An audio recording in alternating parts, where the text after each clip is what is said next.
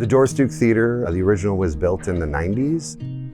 Its inception was about creating a space for artists to really focus on dance itself. There was a warmth, a intimacy that artists had with their patrons, with their dancers and the choreographers working together in a space that was really inviting and allowed them to create.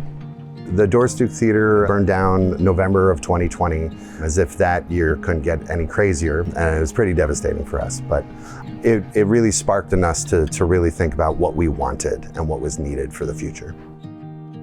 What I found with Allegrone is that they understand our timeline. You know, we need this done because we have a choreographer bringing 17 dancers in here. It not only has to be done, but it has to be clean. But Allegrone brings that professionalism and understanding. They already have that knowledge.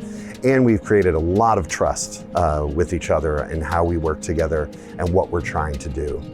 We've been doing work for Jacob's Pillow for probably over 20 years, so it's a really tight relationship. They have a lot of trust in us and we have a lot of faith in them. So it's a really close relationship and it's been going great for this whole project.